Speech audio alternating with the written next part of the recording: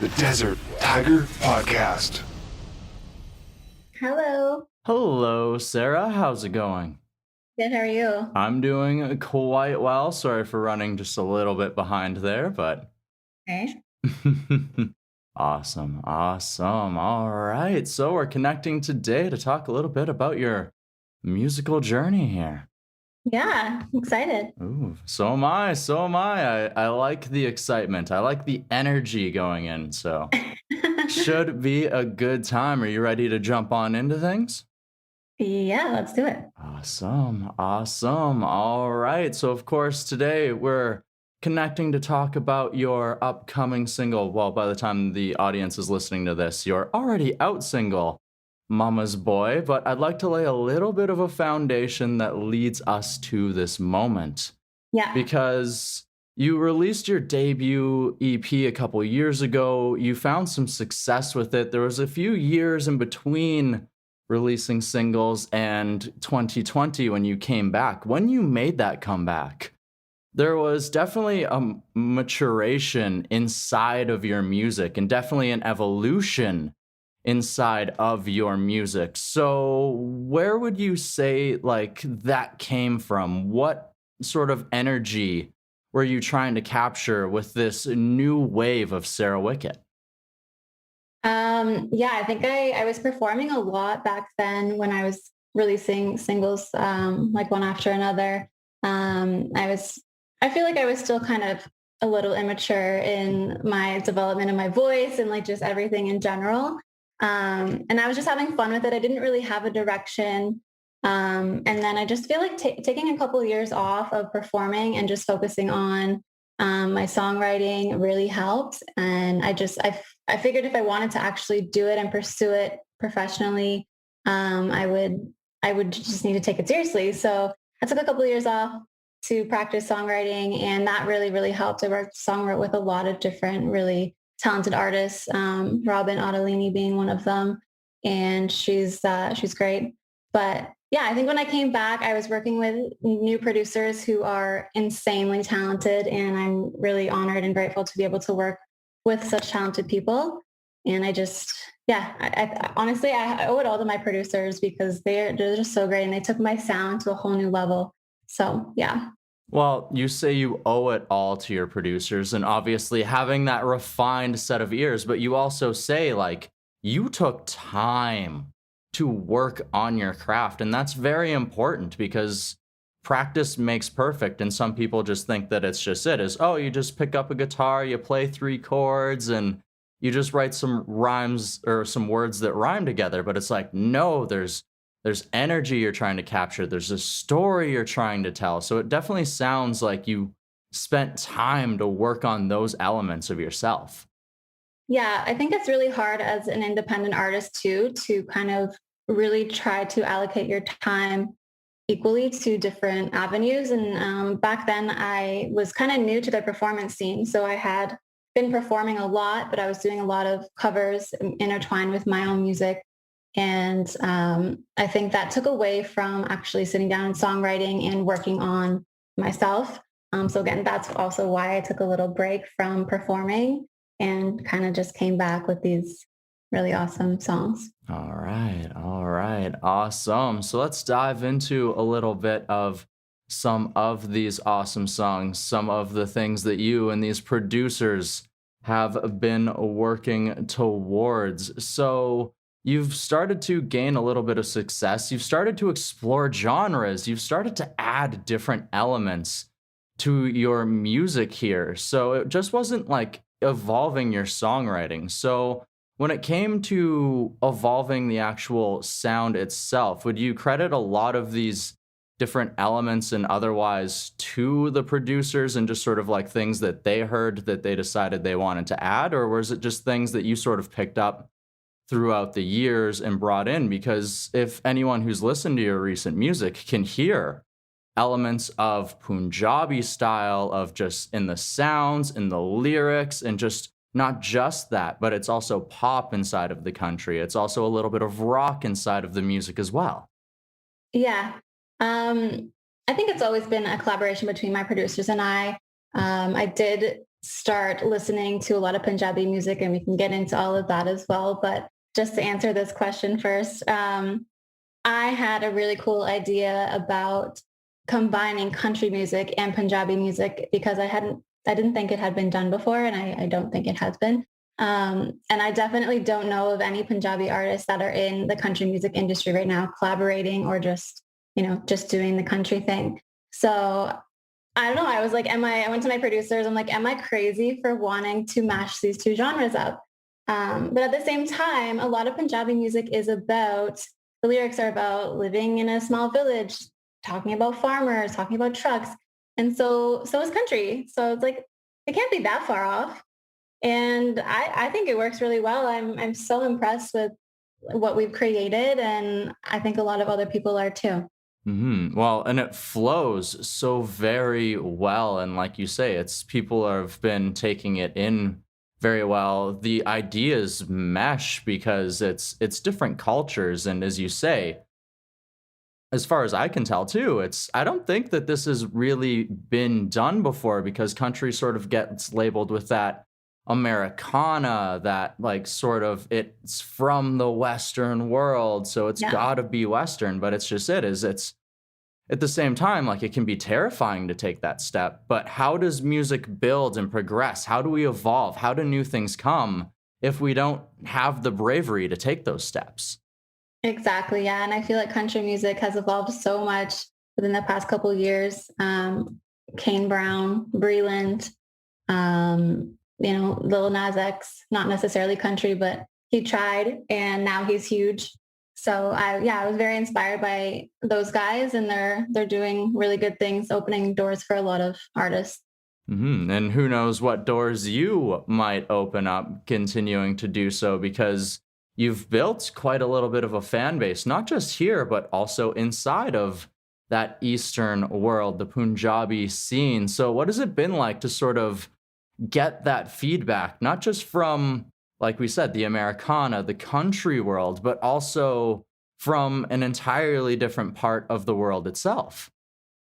Yeah, it's been really cool. I think a lot of the support has come from interracial couples, which I love. I think it's really important that people can really relate to songs. And I think that's one of the main things that I love about music is when I know someone else is also going through not necessarily a struggle, but a happy time even. And I'm like, I can relate and be like, I know exactly what you mean.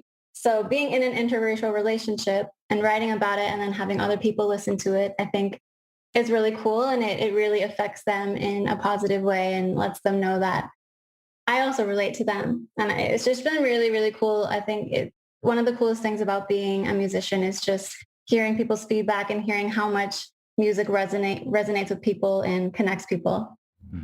For sure, indeed. And you mentioned the relationship dynamic, which leads us into this latest single here with Mama's Boy, because I mean, I myself, I've been labeled a Mama's Boy. I can understand how it can affect a relationship, but I'm sure once you add various different elements from cultures to backgrounds and everything else, like it's got to be quite the experience for sure.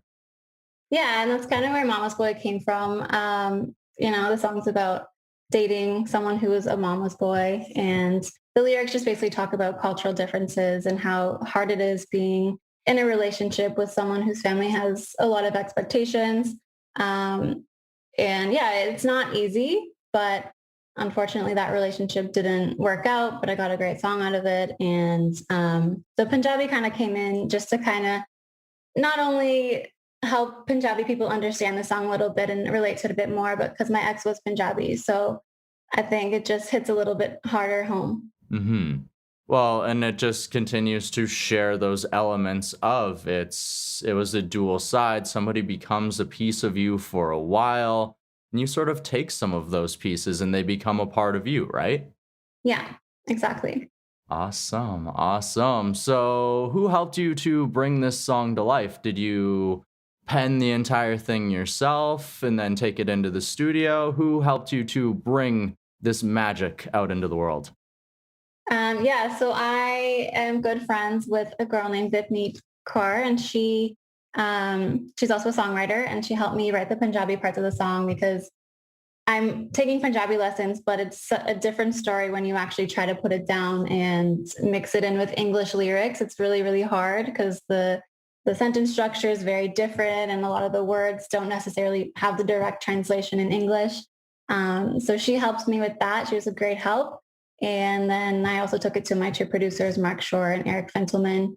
And we all kind of, it actually didn't even start out being Mama's Boy. It was called Switch It Up at the beginning. And it was kind of like, it was the same idea, but it was more like, I've got to switch it up, like switch up the guy because he's not acting right. But Mark and Eric were like, what if we did something like Mama's Boy? And I was kind of like, a little bit cheesy. I don't know. I don't know how I feel about it. But then as soon as the song all came together, it was just perfect because it's such a country, like Mama's Boy is a pretty country saying, right? And I think in Punjabi culture, that's a thing as well. So I, again, just thought that the collaboration of the two would be perfect. Mm-hmm. Once again, just sort of showing how the two cultures clash, not just inside of potentially the country genre, inside of the farming world, but also inside of relationships, inside of family, inside of, like you said, family expectations and everything else, because there's so many different opinions and factors. And it should just be as simple as you like somebody, you care for somebody, I'm going to do my most to be with somebody. But when other people start to put their thoughts, their opinions, and everything else into the matter, it becomes so much more complicated.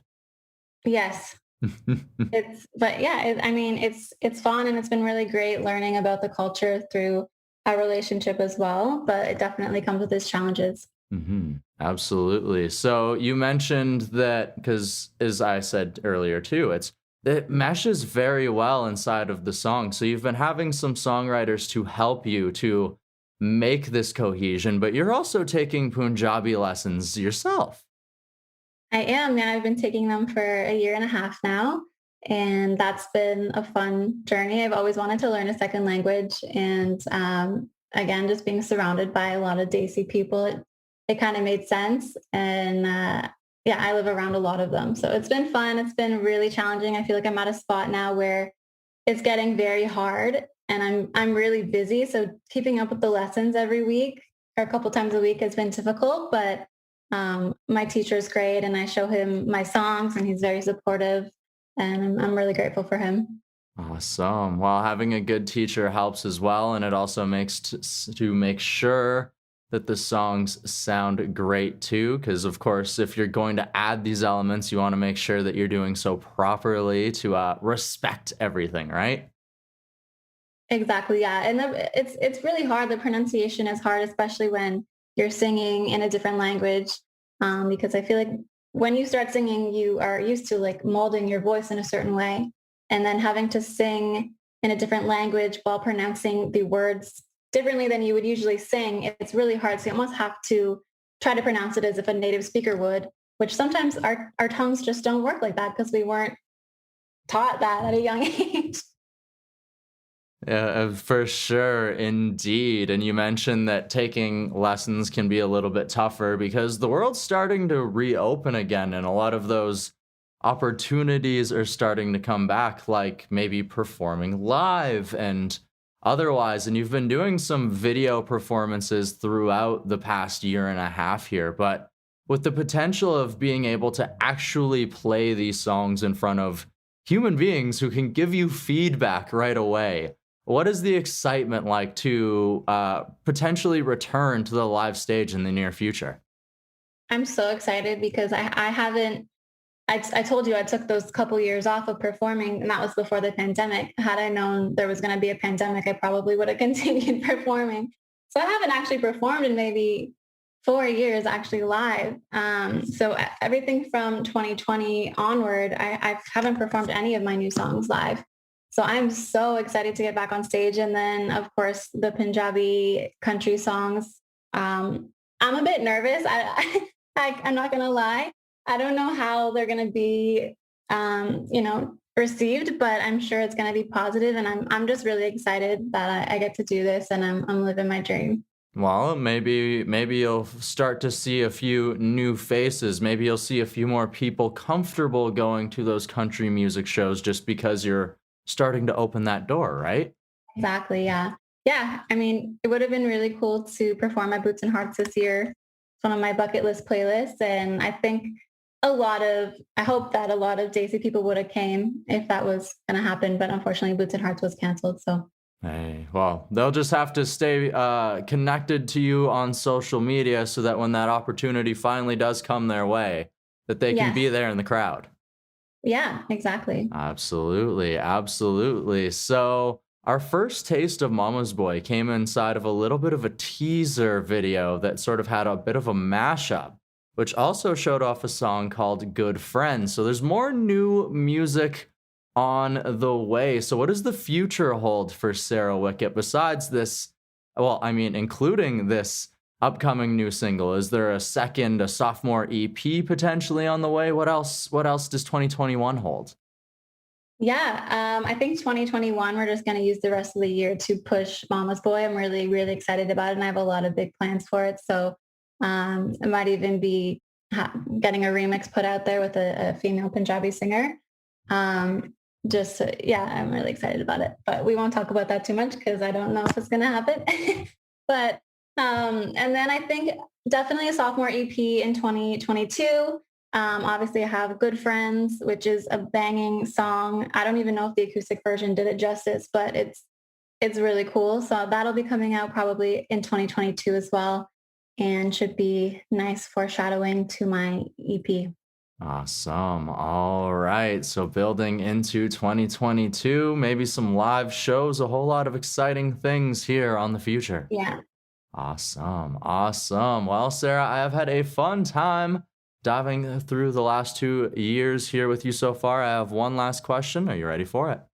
Oh, I think so. Okay, awesome. So we have dove into the evolution of you as a songwriter. Is your songs themselves building up into this latest track, Mama's Boy, building into the future? But what I would like to know now is how has this evolution, these steps, taking these brave steps with adding these genres, combining these genres and otherwise, how has this time helped you grow as a person, or what has it taught you about yourself?